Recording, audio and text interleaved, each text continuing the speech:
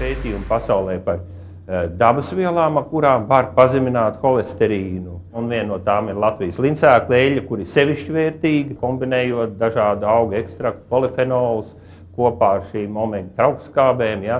Mēs varam panākt šo efektu vēl labāku, viņas ilgāk var saglabāties, ja? Efektīvāk pazemināt šo holesterīnu. Un mēs esam radījuši divus produktus, kurus mēs gribam salīdzināt. Šobrīd mums viņi saucās Silva 1, Silva 2. Kam vajadzētu notikt, ja cilvēks lieto šo uzturbagātinātāju?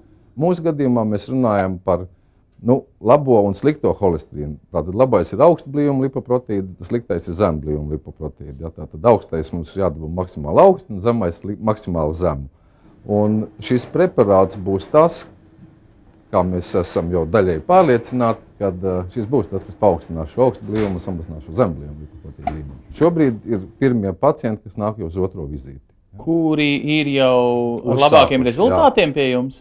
Jā, tieši tā, tas ir tas patīkamais pārsteigums. Attiecīgi, ļoti teorētiski jūs esat atradis kaut kādu īpašu preparātu vai kā?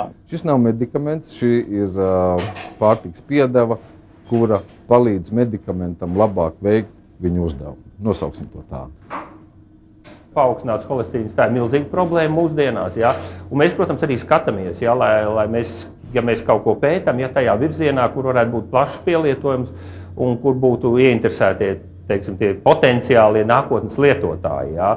Vai tam bija no svara, ka jūs ar latviešu zinātniekiem tieši kopā to darījāt? Mums jau no padomu laikiem ir ļoti labas iestrādes farmācijas industrijā, laba pieredze, ja, sākot ar organiskās sintēzes institūtu, mums ir milzīgas ražotnes, ja. Mums ir tas zinātniskais potenciāls un iespējami arī šī pieredze, ja, sadarbībā, ja, gan zinātniekiem, gan ražotājiem. Blakus kaimiņu valstīs, ne Lietuvā, ne Igaunijā tādas zināšanas un tāda pieredze farmācijas biznesā nav.